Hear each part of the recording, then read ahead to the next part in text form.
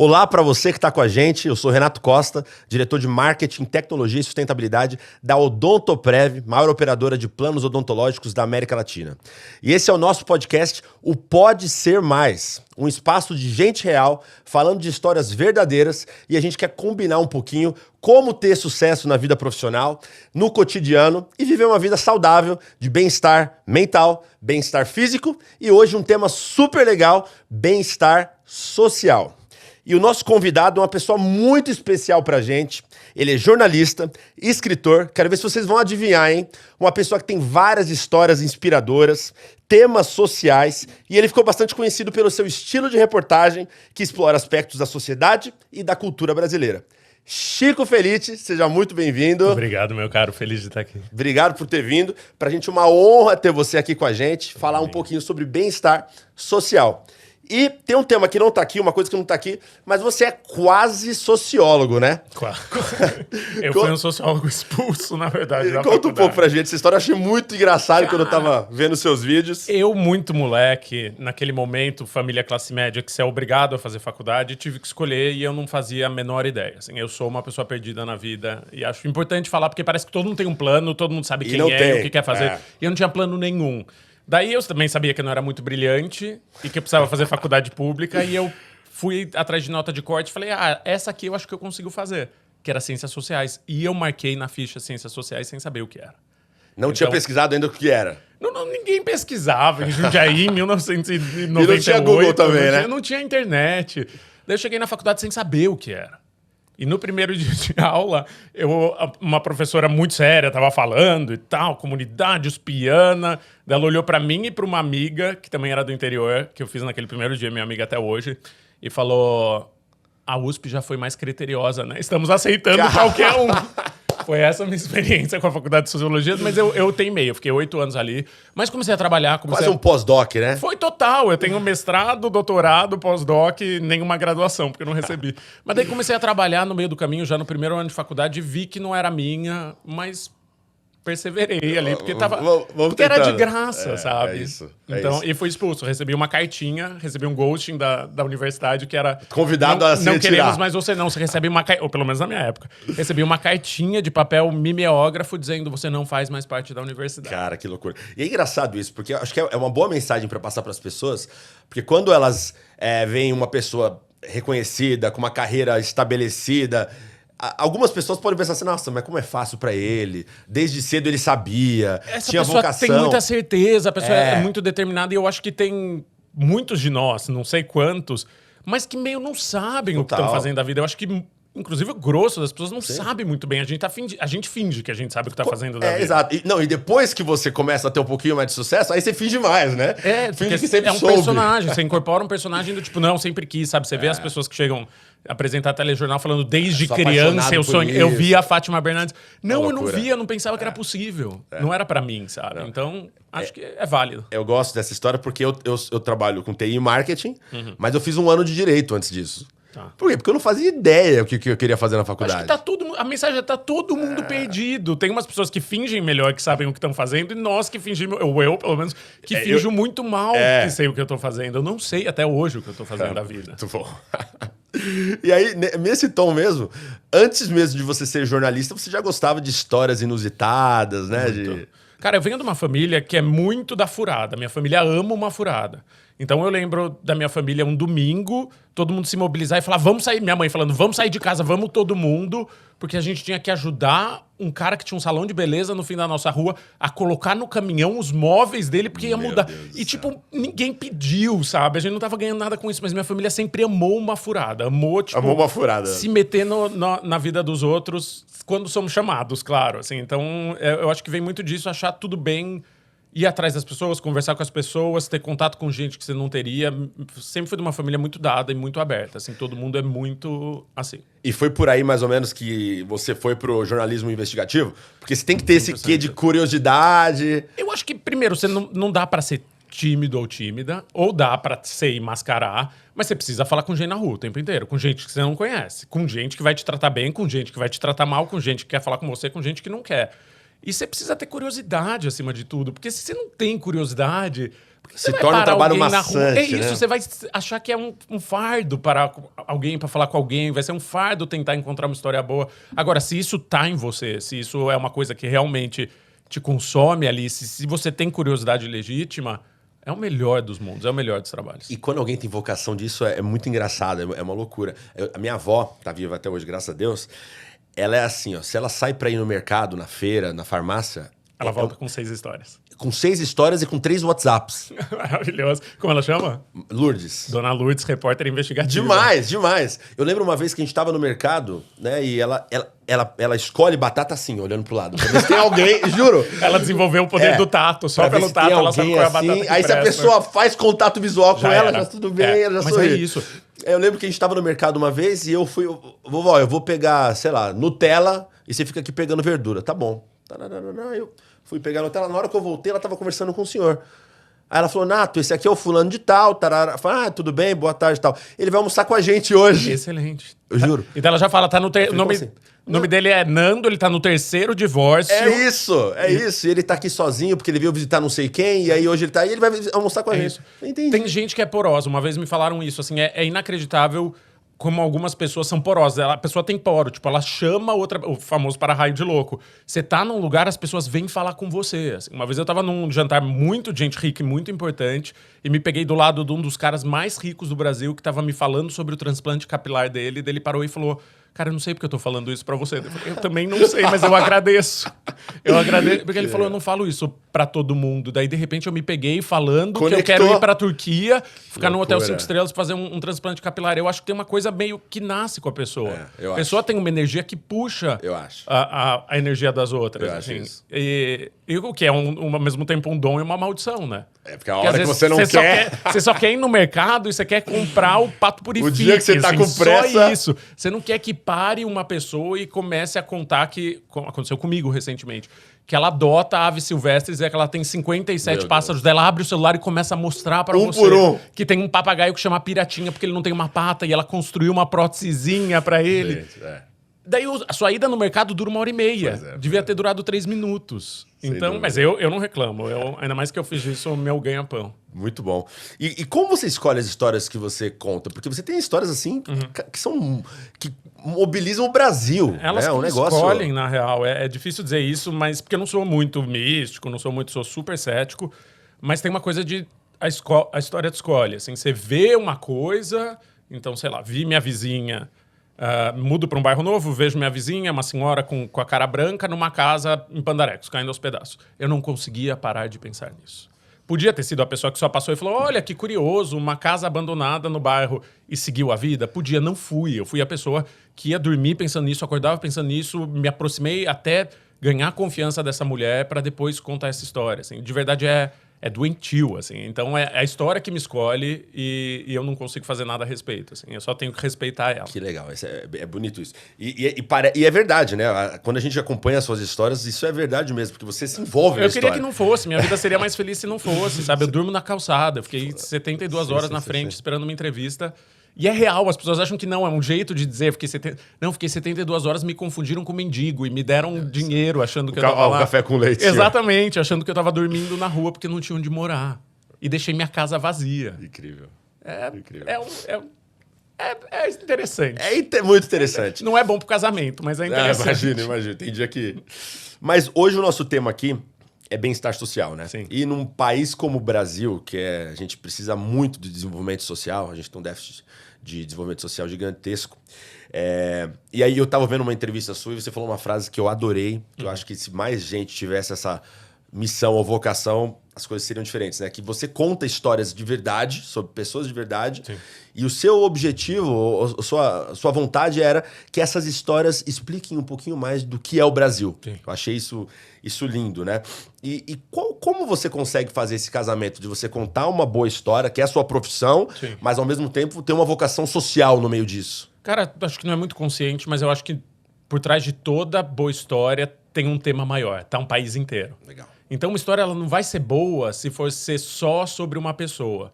Então quando você fala, por exemplo, sei lá, recentemente, ano passado eu lancei um podcast que a gente conseguiu entrevistar Juju.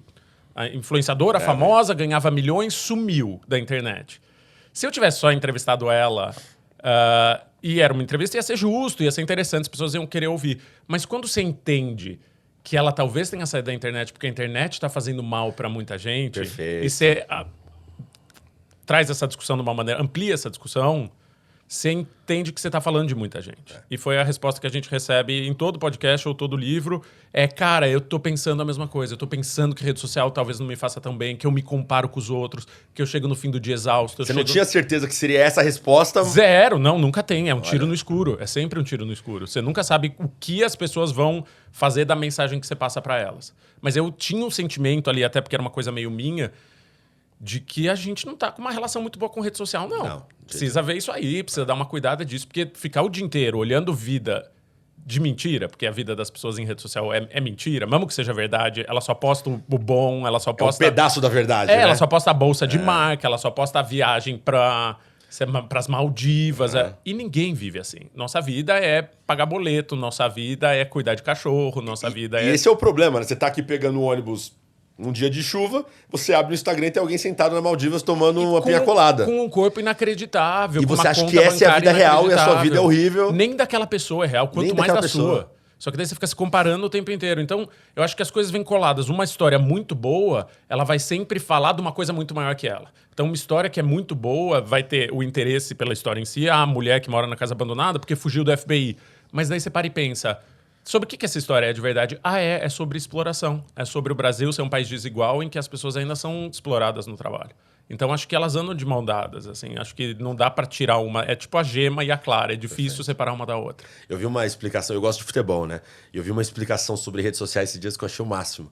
Que é o seguinte, você pega um jogo de 90 minutos e você compara o seu jogo de 90 minutos só com os melhores momentos dos outros jogos. Com um corte de 45 segundos que passa no Fantástico, exato. Aquele só com corte de 45 gols, segundos são só os gols. A bola ficou 80 minutos no meio de campo e ninguém viu. Exatamente isso. Porque não estamos dizendo tudo que tá na rede social é mentira. Não, é um recorte, uma fatia muito fina da realidade. É um gol em 90 minutos. Se eu quiser fingir que minha vida é maravilhosa, ontem eu tava em Brasília com a Gabriela Prioli, belíssima, inteligentíssima, tendo uma conversa boa. Eu peguei uma turbulência que eu quase morri pra chegar em Brasília. Eu cheguei fedido, eu tive que achar um lugar pra tomar banho de pia. Esse foi meu dia. Essa parte não tá no Instagram, e né? é tudo literal, assim. Não, felizmente o meu não tá nada no Instagram disso, assim. Mas se eu quisesse contar, eu ia querer contar a história inteira. Sim. Que é isso, eu tive que tomar banho de pia de pé no banheiro do aeroporto, porque não ia ter tempo de tomar um banho, porque eu passei medo, porque o avião quase caiu pra chegar em Brasília. Atrasado. Sensacional. É isso. Essa é a história real. Se a gente mostra verdade, só, né? estou abraçado aqui com uma celebridade, olha que legal, é meu trabalho. Não, é legal pra caramba, mas tem muito perrengue atrás. E nesse processo, né, de redes sociais, você imagina que... difícil fazer essa pergunta pra você, né? Mas qual que é o futuro? Como que a gente vai resolver isso? Vai ter uma mudança para as pessoas contarem histórias mais verdadeiras e mostrarem o outro lado? Ou como resolve? Eu acho que já tá tendo. Eu acho que a chavinha já virou e muita gente já percebeu que não é tudo verdade. Então eu talvez vá voltar a me relacionar, vou voltar a seguir pessoas que são mais parecidas comigo e mais de verdade. Olha só que legal. Eu acho que passou. Como passou? Você para pra pensar. Blogueira, o modelo clássico de blogueira que surgiu 10 anos atrás, quando ainda era blog mesmo e rede social. Faz sentido hoje em dia? Não faz sentido nenhum. Você vê mesmo essas blogueiras, muitas das antigas nas redes sociais, hoje em dia elas perderam muito a relevância. Sim. Porque ninguém mais quer ver uma milionária com uma roupa que ela nunca mais vai usar na vida e numa foto só, gente, olha essa roupa que linda, Perfeito. Custou 17 mil reais. E daí? Perfeito. Não diz mais nada a ninguém. Então eu acho que a gente está num processo de mudança que as pessoas também estão se dando conta que essas pessoas que vivem de influência ou que vivem de mostrar muito consumo em rede social são um comercial. Você quer seguir um comercial? Acho que muita gente não vai querer. Isso é muito legal, porque no marketing a gente fala muito disso, né? Sou responsável pelo marketing do Odontoprev. E quando a gente começou a fazer um trabalho com influencer, que a gente não fazia, uma das coisas que a gente deixou claro para as pessoas que estavam ajudando a gente era: a gente não quer blogueiro. Sim. Né? Porque imagina, a pessoa tá lá, ela é blogueira de viagem. Aí, do nada, um dia ela chega e fala assim: vocês conhecem o Odontoprev? Isso é muito fake. Ou a pessoa já tem uma lajota na boca, né? Já tem aquelas bocas que parecem ladrilho, dente de mentex, e fala: oi, gente, agora eu vou fazer um tratamento... Não! É muito fake. Conversa com uma pessoa que de fato não tem, e que de fato vai ficar feliz com aquilo, de fato vai usar, de fato vai ser testemunha. E se quiser, incorporar na vida da pessoa. Não uma ação e vai embora, não um publi e vai embora. Pega alguém que tem muito talento e faz alguma coisa engraçada ou faz alguma coisa que as pessoas queiram ler e que nunca teve um plano odontológico. Essa pessoa vai passar uma verdade que ninguém é capaz de passar. Só quem vive, de fato. Essa mudança acho que vai acontecer também no marketing das empresas. Acho que tornar a coisa mais verdadeira, mais real, acho que é um caminho muito legal. Uma coisa que me chama muita atenção no seu trabalho é a maneira como você humaniza as histórias. Né? A sensibilidade que você trata. Eu imagino que também isso não é treinado, isso é algo seu. Assim, meu pai e minha mãe são pessoas que nunca eu vi eles tratarem diferente de ninguém. Assim, nunca. Eu acho que é meio sem barreira, sabe? Você vai dar a mesma atenção para todo mundo para depois entender o que aquela pessoa é, não antes. Então, óbvio, preconceito todo mundo tem, eu tenho, você tem, todo mundo nasce, mas eu acho que tem uma coisa consciente eu vou dar uma chance para qualquer um. Incrível. Eu vou trocar ideia, eu vou olhar para essa pessoa, e depois o que acontecer, aconteceu. Pode ser uma experiência boa, pode ser uma experiência ruim. E vem muito disso, porque daí quando eu começo a querer escrever sobre gente, às vezes é escrevi sobre Fofão da Augusta, por exemplo, uns anos atrás, que foi o meu primeiro texto que viralizou muito, que era um pedinte, era uma pessoa em situação de rua, com o rosto disforme, e eu e minha mãe passamos 6 meses com ele, por realmente ter curiosidade de saber quem era, e depois por ter criado um laço de afeto com essa pessoa. E daí eu lembro que eu chegava no jornal onde eu trabalhava e as pessoas falavam, o que você está fazendo da sua vida? E não era uma coisa de benemerência, nunca foi benemerência, era só porque a vida proporcionou esse encontro pra gente e nós não negamos esse encontro, sabe? Incrível. Então, eu acho que vem de uma coisa também de, talvez, má educação dos meus pais. Eles me educaram errado, porque eles nunca falaram, não conversa com um estranho na rua. Sempre foi conversa com o estranho na rua e deu no que deu. Muito legal, muito legal. A minha curiosidade é a seguinte, né? Vendo uma pessoa como você, que tem histórias assim muito complexas e profundas, quando que você percebe que você fala assim, putz, isso aqui é uma história? Tem um clique assim? Tem um clique e dá pra ouvir de fora. Uau! Assim. Cara, essa é a minha curiosidade. Se eu tipo pudesse, uma garrafa de champanhe abrindo. Se eu pudesse entrar na sua cabeça, era esse momento que eu queria... Não, tem um momento que pode ser uma imagem, pode ser uma informação, que meio acende uma luz e eu falo, caralho. Achei. Eu tive semana passada, posso dar um exemplo prático, sem também me comprometer, porque eu vou demorar uns meses pra lançar essa história. Tranquilo. Que era uma pessoa que se passava por outras. E daí, quando eu li um dos nomes que essa pessoa se apresentou, eram 18 nomes. Um nome e 17 sobrenomes. Quando eu li o nome completo que essa pessoa apresentou para aplicar um golpe, falei, esse aqui é uma história. Não, vamos contar essa história. Assim, vamos contar essa história de um sujeito que botou um nome com 17 sobrenomes para dar golpe e conseguiu dar golpe. Assim, só o nome dele, lendo o nome dele em voz alta, eu falei, temos, é isso. É esse, vamos em frente, agora vamos passar meses em cima disso, revirar, não deixar nenhuma pedra e contar por que essa história aconteceu de verdade. Assim, por que leva uma pessoa a mudar de identidade e começar a dar golpe. Cara, porque tem uma explicação. Essa história eu já desconfio de qual é a explicação por trás. E eu acho que esse é o ponto mais legal, né? Que até nesse tema que a gente está conversando, o serviço que a história presta. Sim. No final das contas, né? A gente tá falando de bem-estar social. E as suas histórias, eu acho que elas prestam um serviço para a sociedade. E eu juro que você falou aquela frase e ficou martelando na minha cabeça, né?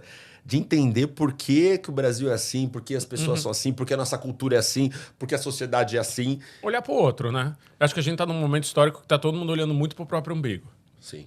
E isso tem vários desdobramentos, assim, desde aumento de ansiedade, aumento de depressão, porque eu acho que a partir do momento que você reconhece que o mundo é vasto, que o nosso país é grande e que nós somos muitos e muito diferentes, e você consegue ir atrás dessa diferença e lidar com essa diferença, você para de olhar um pouco pra você e talvez isso seja bom. Assim, não quero comprar briga com a comunidade psiquiátrica, mas talvez seja bom se colocar no seu lugar vendo, tem mais coisa aí, né? Tem gente passando por coisa diferente, tem gente passando por coisa melhor, por coisa pior, mas apenas diferente. E você sai um pouco desse mundo muito fechado, dessa parede, né, que te espreme.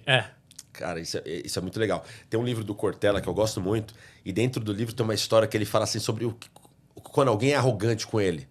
E ele começa a fazer um desdobramento do que é a galáxia e os planetas e o universo e as estrelas. Sim. E ele chega no planeta Terra, e dentro do planeta Terra tem quase 8 bilhões de habitantes, e dentro de tudo isso você é uma pessoa. Não é nada. E é bom se dar a devida desimportância, porque daí você fica mais leve. Super! E daí você consegue olhar pro coleguinha e falar, vem cá, o que tá acontecendo hoje? Por que você tá mal? Por que você tá mal-humorado? Exato. E aí, no final, ele fala assim, toda vez que eu converso com alguém e a pessoa fala assim, você sabe com quem você tá falando? Aí a minha resposta é assim, você tá com tempo? Maravilhoso. Que eu vou te explicar, que você, com quem eu tô falando não é ninguém, na verdade. Maravilhoso. Mas acho que é esse o intuito no final, é olhar pro outro, sabe? É ver que, sei lá, Que Maravilha, que escreveu a biografia dela, foi incompreendida e foi uma das maiores artistas que o Brasil já teve. E entender por que ela acabou pobre, assim, o que fez de uma das maiores artistas e mais amadas. Eu acho que, quando eu digo maior, é uma das pessoas mais conhecidas e amadas do Brasil. Terminar numa kitnet cheia de entulho, sem grana pra pagar a cirurgia, sabe? E isso, contando a história dela, eu espero que as pessoas que leiam também entendam um pouco a história do Brasil, né? E como a gente age. Como a gente age, porque essa história da El, que ela se repete toda hora, né? Toda hora. É o jogador de futebol que ficou famoso, é o sertanejo que ganhou dinheiro. E o fato dela ser mulher, ter sido uma mulher muito bonita, muito inteligente, que falava o que pensava. É muito perigoso para uma mulher falar o que pensa. E foi o caso dela. Olha só, essa mensagem é muito poderosa. Para homem é um pouco perigoso. A sinceridade é sempre perigosa porque as pessoas preferem ser agradável a ser sincero, mas para uma mulher é veneno, assim. Eu acho que o que aconteceu com ela foi... Ela falou a verdade dela, a vida inteira. E isso teve um custo que foi cobrado no fim da vida. Incrível. Uau, legal. E essa história dela realmente eu vi e é inspiradora no sentido de que, cuidado, né? Olha como as coisas acontecem e a gente realmente tem que não se esconder, mas lutar contra. Não, e repensar, assim, e meio tipo, vou prestigiar Zezé Mota, vou prestigiar os grandes artistas do Brasil. Não vou ficar só em quem tá na crista da onda, em quem tá na novela. Nós vamos reverenciar e vamos dar valor para quem merece valor. Rápido, vira página muito Esquece rápido. muito rápido. É só o que tá na parada de sucesso, só os mais ouvidos do Spotify, é só... Não, e a vida é muito mais que isso. Tem gente que a gente precisa dar atenção e dar nosso... Comprar ingresso, sabe? Que seja pra peça da pessoa, para não esquecer que aquela pessoa é importante, aquela pessoa é talentosa. E de todas essas histórias que você fez e contou e viveu, né, me conta uma que te marcou assim profundamente pessoalmente.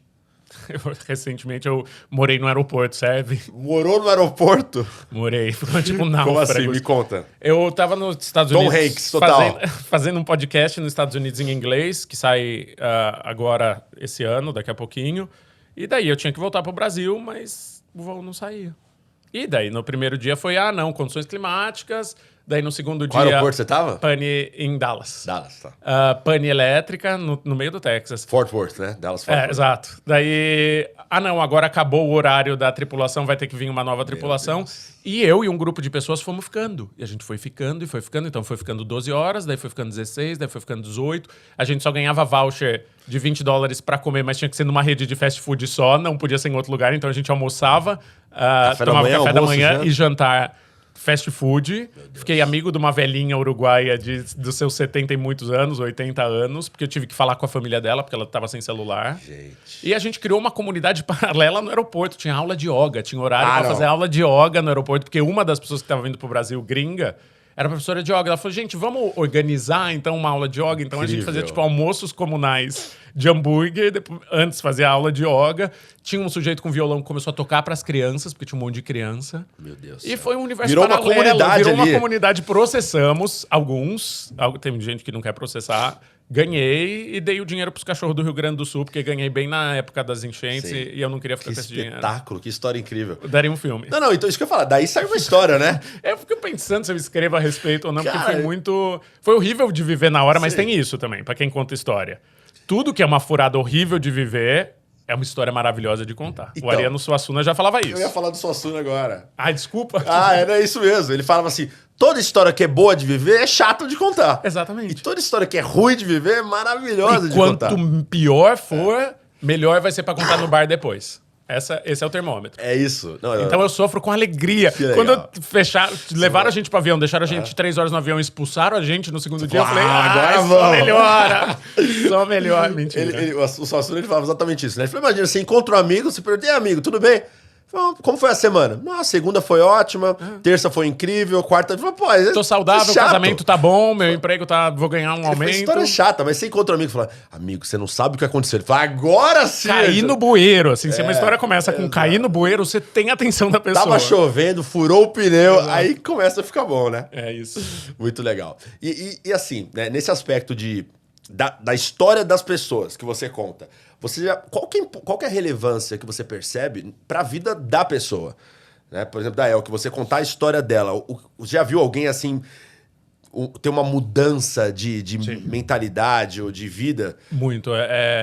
é estarrecedora, assim, não gosto nem de pensar, mas acontece com alguma frequência. E da Elke, por exemplo, acho que teve, depois que saiu o livro dela, teve muita gente muito jovem que falou, cara, Não essa sabia mulher do foi tamanho foda. Eu não dessa mulher. sabia que ela era isso. E do Ricardo Correia, que era o fofão da Augusta, foi instantâneo, porque saiu na internet. As pessoas... Ninguém sabia o nome dele. No momento que a matéria sai numa sexta-noite no BuzzFeed. No sábado de manhã, as pessoas começam a chamar ele pelo nome na rua. Então foi tipo um corte seco e foi uma coisa meio mágica que é... De repente, essa pessoa que não tinha nome tem nome. E isso foi muito... Acho que foi a experiência mais forte da minha vida. Nada vai superar isso. Uma pessoa ganhou de volta o nome que ela tinha perdido. Uau. Então, é até meio assustador. E eu não penso, É uma porque senão eu identidade, travo. né? Que loucura. Eu não travo porque não faço pra isso, mas se acontece, ótimo, sabe? Se acontece, é mágico. Assim, você fala, cara, o que tá acontecendo? Que as pessoas estão chamando... E chamavam, não é que chamavam ele na Praça da República. Assim, ô Ricardo, vem aqui. E abraçavam. E você falava, caralho, o que tá acontecendo? Incrível. É bem emocionante. Não, porque imagina uma pessoa que viveu, sei lá, X anos sem identidade, no anonimato total, né? E acordei um dia, hoje eu tenho um nome. Cara, é muito profundo. E as pessoas me isso. conhecem, e as pessoas querem meu bem. É muito. É isso, eu sou um pouco poliana moça, nem tão moça, mas eu acredito que a gente, na essência, é boa. O grosso de nós somos bons na essência. A questão é como acessar essa essência e lembrar que a gente é humano, sabe? Porque acho que a gente precisa colocar tanta máscara no dia a dia, a gente precisa, para fazer a vida ser possível também, não dá para ser terno e frágil o tempo inteiro, que quando a gente acessa essa essência das pessoas, você fala, cara, a humanidade é boa, cara. A gente só precisa conversar e ver o que é o bom, seu bom e meu bom, e achar um meio do caminho entre os bons. E esse é o desafio, né? Como replicar isso? Porque a gente desesperadamente, num país como o Brasil, a gente precisa de mais impacto social positivo. Eu acho que diálogo é olhar para o outro, é sempre olhar para o outro, é sempre conversar. Eu acho que fechado numa tela, ou fechado dentro de casa, ou fechado no escritório, a gente não vai ver o mundo e não vai entrar em contato com outras opiniões e com outras realidades. Acho que é muito rico você ver a diferença real. Assim, é muito rico você viajar para Belém e ver o que é Belém do Pará. Você viajar para São Borja, no Rio Grande do Sul, e ver o que é uma cidade do interior do Rio Grande do Sul. Você entende muito, cara. É a maior escola que existe. A gente está fazendo um trabalho agora de tratamento odontológico numa aldeia, no Acre, norte do país, né? E eu não fui ainda, vou visitá-los agora em abril. Mas pelos vídeos, imagens que passam, é uma realidade assim, quase, como você falou, universo paralelo, né? Uma coisa totalmente... E quando você... Eu já tive uma experiência que a gente fez o ano passado numa outra comunidade. Quando você vive aquilo, um dia, 2 dias, 3 dias, você sai com uma visão e entendimento do ser humano totalmente diferente. Eu acho que você sai com uma pecinha a mais do quebra-cabeça. Daí, dali a um tempo, você vai encontrar alguém que faz parte de uma religião que não é a sua. Você vai conversar com essa pessoa sem levantar barreira, você vai sair com mais uma pecinha. Sim. Daí depois você vai conhecer alguém que perdeu pai e mãe e se criou sozinho desde muito cedo, você vai ter mais uma pecinha. E no final você cria um panorama, assim, muda a sua visão de mundo. E essas pecinhas são o que formam a nossa visão de mundo. E eu acho que essa vivência tem vários aspectos. As suas histórias, eu acho que elas aproximam a gente bastante disso.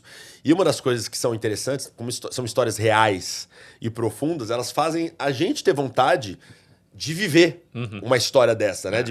Eu sou uma pessoa mais fechada, então eu não sou minha avó que vou no mercado tentando falar com as pessoas. Mas quando eu vejo uma história como essa... Avó. É importante ter alguém assim na sua vida, isso, né? porque às vezes essa pessoa vai trazer o mundo de fora pra gente. Isso. Não, mas quando eu leio histórias assim como a sua, me dá vontade. Sim. Nossa, eu quero conhecer uma pessoa, quero ouvir uma história. E eu acho que isso é legal, de fazer as pessoas, a tela, a história, o podcast, tudo isso é importante, mas o efeito que a gente gera nas pessoas, acho que é fantástico, né? Não, eu acho que a mensagem sai por aí. Ouve o outro, olha pro outro, sabe? Olha pra pessoa no ônibus e olha de novo. Mas não olha de uma maneira assustadora, que senão... Aquele olharzinho, né? Enfim, dá trela pra quem quer conversar. Ouve o que as pessoas têm a dizer. Eu acho que a gente também tá num momento de falar muito e ouvir muito pouco. Muito bom. E tem um ditado muito básico do interior que é: Deus fez a gente com 2 ouvidos e uma boca só. E isso tem um porquê. Então, sei lá, eu sou uma pessoa que eu gosto muito de ouvir. Na vida real, assim, fora daqui, se eu não tô trabalhando, se eu não tô usando minha voz profissionalmente, eu ouço muito mais do que eu falo. Mas muito mais. Mas muito mais. Incrível. Eu gosto de ouvir. Faz todo sentido isso. Faz todo sentido porque você consegue criar. E aí tem a ver com uma percepção que eu tenho, que é algo fantástico assim, sobre as histórias que você conta. Você consegue evitar o sensacionalismo. Que é uma linha tênue, né? De você conta a história, você não explora a história. Acho que o sensacionalismo é uma história contada de maneira rasa.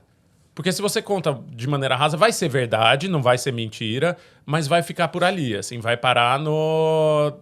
A mulher mata marido e pica. Daí você vai entender, se você conta direito, se você ouve todos os lados, se você realmente faz uma... E pinta um retrato que é completo, você vai... Ou o mais próximo que você consegue de completo, você vai entender que tinha muita coisa por trás. E é isso que vai fazer da história humana. E por que... É uma pergunta bem fácil essa, tá? Manda. E por que você acha, então, que a gente sabe disso, todo mundo tem a sua história de vida que é difícil, por que a gente tem tanta dificuldade de demonstrar empatia? Porque a gente é treinado desde criança pra não demonstrar.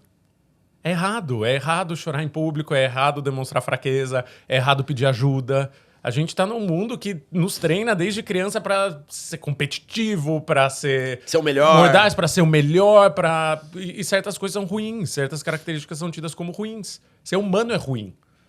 Então a gente reserva a nossa humanidade para espaços muito restritos e muito em casa. E tem gente que nem em casa consegue. Nem em casa, é verdade. Então acho que tem... E esperam disso mesmo. Assim, tem gente que não teria emprego se fosse sensível, se fosse humano, se reconhecesse fraqueza. Então a gente é treinado o tempo inteiro, mas é encontrar um caminho do meio ali entre o capitalismo e a humanidade, porque acho que são forças conflitantes, é um cabo de guerra, e nós estamos no meio, nós somos uma corda. Sim, você me lembrou de uma história, um amigo meu recentemente, ele foi desligado da empresa que ele trabalhava, ele era gerente lá, e aí o chefe dele foi explicar para ele, não, você tem alguns gaps e tal, e um dos motivos que o chefe deu para ele foi, não, quando você teve que mandar fulano embora, você chorou. É isso, olha que crime atroz. Imperdoável. Claro, eu fiquei chateado. Justa causa. Não, mas você tirou o ganha-pão de uma pessoa e você sentiu. Que loucura, né? Mas é real. Também para não ser ingênuo e falar, não, vamos todos compartilhar o que sentimos e vamos todos nos abrir. Não, se a gente todo mundo se abrir, muita gente vai ser despedida, muita gente vai ter perda material. Sim. Não vai conseguir viver. Vai ser humilhado. Exatamente. Então, acho que tudo é tatear, assim, acho que tudo é tentativa e erro, mas pelo menos que existam espaços e existam momentos em que a gente possa falar sobre humanidade, porque a gente precisa, né? Sobre ser quem a gente é de verdade, seja isso que for, assim, gênero, sexo, a gente precisa ter essa abertura. E eu queria ouvir um pouco da sua opinião de mundo, né? Que muita coisa acontecendo do ponto de vista geopolítico no mundo. A gente caminhou muito nos últimos anos na direção de ter mais empatia pelas diferenças, pelas minorias. E parece que a gente está dando uns passos atrás agora. Como é que a gente se enxerga isso? A história é pendular, né? Eu acho que olhando para trás a gente entende o futuro. E todo movimento de liberação tem um movimento de restrição. E é isso, estamos surfando nisso, mas sem esquecer que nós estamos num mundo muito melhor do que a gente pegou, claro, ou do que nossos avós e bisavós pegaram, sabe? Estou falando de medicina, estou falando de mulher não poder votar. É um fenômeno recente, é um fenômeno de 100, 200 anos atrás, dependendo do país. Imagina, nos Estados Unidos, há 60 anos atrás, ontem, não podia entrar branco e negro no mesmo restaurante. Exatamente. Ontem. Então, tudo bem, vai ter, independente das suas crenças e ideologias, vai ter... É uma senoide, é um pêndulo. Vem pra cá, vem pra cá, vem pra cá, vem pra cá, mas não, que a gente não perca o que tem de vitória e o que precisa continuar lutando para ter uma sociedade mais igualitária, que pelo menos para mim é o maior valor que existe. Assim, que todo mundo possa ser livre, que todo mundo possa ser quem é. Ponto. A partir daí, trabalhamos com muitas variáveis, assim, mas acho que isso é inegociável. Boa. E qual conselho você daria para as pessoas que estão... que querem, de alguma forma, contribuir mais para o bem-estar social e para o desenvolvimento social no Brasil? Quais seriam algumas dicas que você daria? Tá mais perto do que você imagina. Você não precisa fazer grandes coisas, você não precisa viajar para as comunidades ribeirinhas, você pode ajudar a sua vizinha que é idosa e sozinha, você pode trocar ideia com ela e começar a criar um relacionamento, falar com ela e ajudar a fazer supermercado. Perfeito. Você pode ajudar o cachorro que está abandonado na frente da sua casa, no estacionamento do lado da sua casa. Você pode... Porque eu acho que pensar...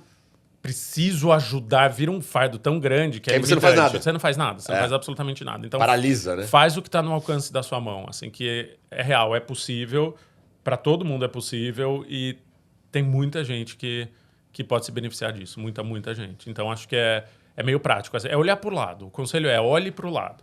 Você não precisa abrir o jornal e, óbvio, você pode pensar nas guerras do outro lado do mundo e pode lamentar e pode ter uma opinião sobre isso, mas olhe pro lado que também tem gente aqui do lado. Legal. Senão a gente fica muito no abstrato e eu sou do concreto 100%. O nosso cotidiano tem oportunidade de fazer a diferença. Sim. Beleza. E para fechar, tem uma pergunta também profissional e mais técnica. E o papel do jornalismo nisso tudo? Porque você conta histórias, Sim. né? Mas no final das contas, você é um jornalista. Você tem que... Eu acho que o jornalismo tá num momento de desprestígio. É uma carreira que tá ali na lama, mas tá voltando porque a gente tá se dando conta de que para ver o mundo, a gente precisa de alguém que conte pra gente. E é esse o nosso ofício, é só essa a nossa profissão. É contar o que está acontecendo no mundo, seja na sua rua, seja em Gaza, seja na Casa Branca. Contar pra você, porque ninguém consegue ir lá. E daí, por algum tempo, a gente achou que rede social vai substituir isso. Não vai. Você vai ver gente entrando num restaurante falando, gente, melhor rodízio de sushi que eu já fui na minha vida. É isso que você vai ver. E tudo bem também, eu também consumo pra caramba. Mas uma coisa não substitui a outra. Então a gente tá entendendo que precisa de gente que é treinada, que trabalha pra mostrar o que tá acontecendo no mundo pra gente, senão a gente não vê. E é horrível não ver as coisas, é horrível viver no escuro. Essa sua fala é bem interessante, porque eu lembro na época da guerra do Iraque, teve um jornalista americano, eu não lembro o nome dele, mas ele estava num blog, né? E ele colocou assim uma matéria. Ele falou assim: olha, eu sinto o peso da responsabilidade, porque os meus olhos mostram para uma nação o que está acontecendo de verdade. Sim. Eu falei, cara, aquilo é muito profundo. Não, porque a gente também perdeu um pouco até o conceito de verdade, sabe? Mas existe uma verdade objetiva. Perfeito. Se uma árvore cai ou se derruba um prédio, esse prédio foi derrubado. Isso é tem uma interpretação, mas tem o fato. E isso não tem eleição que vai mudar, não tem fake news que vai mudar. É preciso ter gente para trazer os fatos. E é isso que a gente faz. A gente é boa gente, juro. A gente é meio feinho, mas a gente é boa gente. Então, né? A gente é boa gente. Você já falou isso umas 2 vezes. O que você aprendeu sobre a natureza humana, conhecendo tanta gente diferente e contando tanta história? Eu acho que... as pessoas... Você já falou, a gente é bom, a gente se fecha por medo, né? Eu acho que é isso, assim. É driblar o instinto mais perigoso, que é o medo. Assim, eu não acho que a gente... se feche por realmente acreditar numa coisa e a pessoa acreditar em outra. Eu acho que a gente tem medo do diferente. E o medo não é um bom conselheiro. Isso o Silvio Santos disse para uma pessoa que me disse. Trabalhou com uma pessoa que trabalhou com o Silvio Santos. Ele falou, o medo é o pior conselheiro. Então, se você sentir que você está fazendo aquilo porque o medo está soprando uma coisa no seu ouvido, para e pensa. Dorme e toma a decisão no dia seguinte. O medo não é um bom conselheiro. Cara, profundo isso. É bonito, né? Bonito. Cenoura Bravanel, ele era bem sábio, Esse cara. homem... Nunca tive contato, vi de longe uma vez, mas eu levo pra vida essa. É uma das pessoas que eu gostaria de ter conhecido, mas também não tive oportunidade. Eu vi do outro lado do salão, assim, e ainda assim senti uma coisa arrebatadora. Imagino, uma energia, uma figura mega imponente. E nesse aspecto do medo, você já teve medo de alguma história, de falar, olha, o tempo inteiro. Essa aqui, acho que eu não vou, hein? O tempo inteiro. Tem algumas que eu não me arrisco por medos mil, assim, medo desde tomar um tiro, medo de processo, porque também precisamos ser práticos, assim, se uma pessoa muito mais rica que eu me processa. Como uma amiga minha foi processada por uma grande igreja, ela foi processada em todas as unidades da federação. Uau. Então ela passou 2 anos tendo que viajar para todos os estados do Brasil para responder ao mesmo processo. Uau. Então, eu preciso, quando eu tô fazendo, não dá pra ser. Tenho 38 anos, não sou mais criança. Não dá pra eu pensar, essa galera não vai... Se alguém faz isso comigo, o que acontece? Eu vou à falência. Porque eu não consigo mais trabalhar, eu não tenho dinheiro pra viajar, e isso existe. Então, tem medos diferentes. Mas medo de pipoco já aconteceu de ser ameaçado com arma, já aconteceu... Caramba. Agora estão tentando me hackear de uma história que eu tô fazendo. Meu Deus. Todo dia eu acordo e tentaram hackear uma coisa minha. Já tentaram GovBR, já tentaram iCloud, já tentaram... Cada dia é um novo. E eu sei exatamente quem tá fazendo isso. Esse novo crime, ele é complexo, né? Eu fui hackeado uns 2 anos atrás também. Tá. E, assim, não roubaram nada meu, mas a impressão que dava, eu só queria ver o que tinha. É uma fragilidade. Essa pessoa entrou na sua casa, sem entrar na sua casa. Ela na minha sabe intimidade, quem você é. Exatamente. Abriu todas as minhas gavetas. Comeu seu mingau, deitou na sua cama. Viu todas as minhas fotos, isso é verdade. Isso da casa dela, assim. Então... Tem, mas eu acho que também precisa ter uma certa dose de inconsequência, porque se for para medir cada medo... quem mede todo medo é advogado, e o jornalista é o anti-advogado. Perfeito. Então... E esse nosso projeto, como eu comentei com você, né, a gente tem o objetivo realmente de levar histórias reais para as pessoas, sobre gente de verdade, para falar sobre bem-estar. Né? Bem-estar de saúde física, saúde mental, bem-estar social, que é o que a gente está conversando aqui hoje.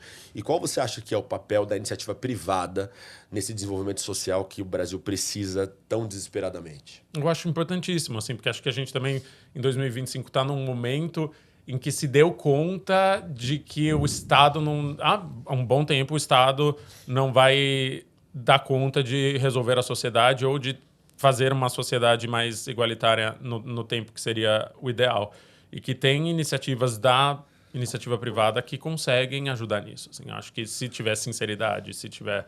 é bem-vindo, porque nada mais é do que gente, né? Nada mais é do que grupos de pessoas. Claro, grupos de pessoas que visam o lucro, mas que entenderam que também existe uma responsabilidade social e dá para fazer assim. Então, eu acho que é importante que exista, é importante que seja acompanhado, claro, de perto, é importante que seja transparente, mas eu acho super válido.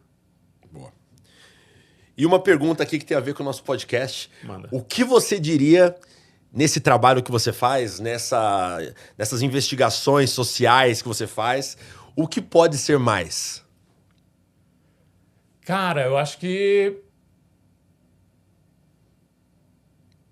o que pode ser mais? O que pode ser mais?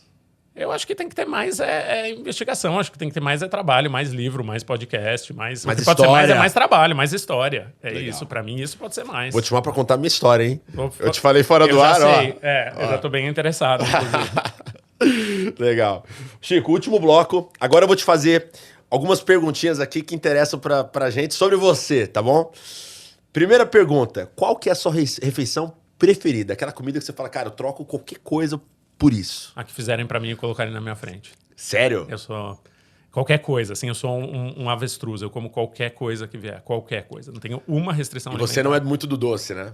Não, nem um pouco. Eu só como doce no café. Eu acordo, eu como um brownie de 8 quilos. Não, eu gosto muito de doce, mas não sei se eu diria se é a minha refeição. Eu gosto muito de comer e eu gosto da companhia, assim. Então, acho que se eu não estiver comendo sozinho, é a minha refeição predileta.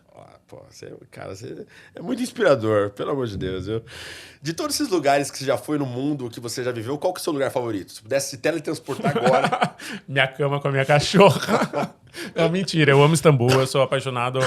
Saúde? Perdão. Eu sou apaixonado por Istambul, na Turquia. Morei lá uma época. Eu acho... Não sei, tem alguma ligação que... De novo, não sou jovem nem místico, mas tem alguma coisa antiga comigo e com essa cidade. Vou voltar agora, em breve. Não fui ainda, preciso ir. É lindo, eu recomendo. E sua pessoa preferida no mundo? Você é comprometedora essa pergunta? Não, nem um pouco, assim, mas é difícil pensar uma, assim. Minha pessoa predileta no mundo... eu diria... Irmã Dulce, sabia?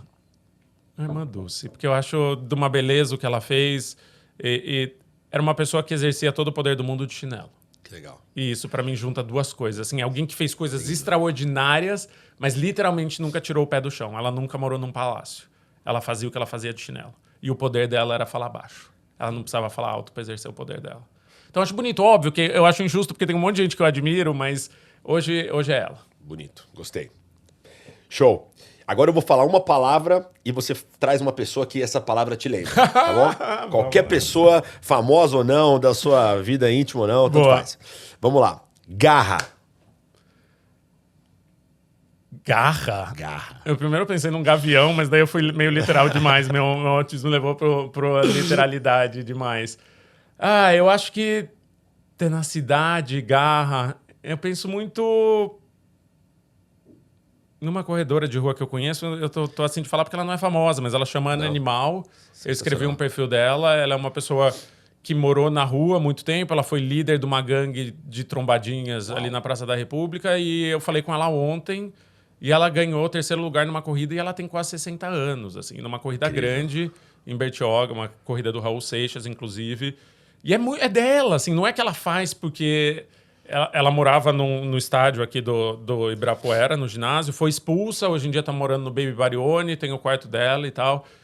É dela, é uma força da natureza, assim, eu acho que garra é isso, acho que garra, você nasce, é que nem estrela, ou você nasce com ou você nasce sem, e eu lembro dela, queria falar alguém que fosse mais conhecido, mas ela merecia Ana Animal, Ana Luísa Garcês, ela é conhecida como Animal. Que legal. Coragem.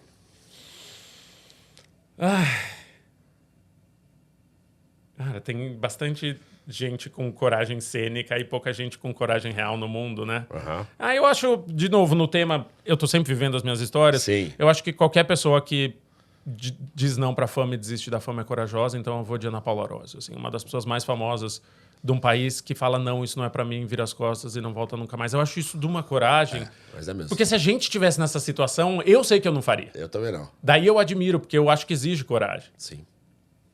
Incrível. Amizade. Meu melhor amigo, Odilon, sem dúvida nenhuma. Essa foi fácil. Eu fico até emocionado, porque a gente é muito amigo desde criança. Que bonito. Eu amo Que muito legal. ele. Que bonito. Muito legal. Fé. Eu acho a coisa mais... Beleza, pra mim não é uma pessoa. A fé é beleza, eu acho a coisa mais bonita que existe. Eu admiro muito a fé alheia. Assim, a coisa que mais me comove, que eu mais gosto de ver... Você tem fé? É a fé nenhuma. Em nada? Nasci desprovido. Você tem fé no ser humano, né? Você vai falar assim, a gente é bom, a gente é bonitinho, pra a gente isso, é legal. sim, eu tenho fé na humanidade. Então é percebi isso. isso. Eu tenho muita fé na humanidade, mas eu não tenho fé religiosa. Assim, eu nasci sem, assim. Mas você tem fé no ser humano, que é uma uma coisa família assim... de maluco agnósticos, assim. Somos todos malucos, mas talvez a fé da minha família seja a fé no ser humano. É muito legal isso. E pra fechar aqui, Tá. se eu falar pra você, plano odontológico, o que vem à mente? Nunca tive, gostaria de ter. Mentira, Odontoprev. E terei. Vou contratar um e Muito bom. vem aí. Tá feito. Obrigado, Chico. meu caro. Obrigado. Um grande prazer. Papo maravilhoso. Adorei. E é isso aí, gente. Obrigado. Curte, comenta, compartilha e até o próximo. Valeu.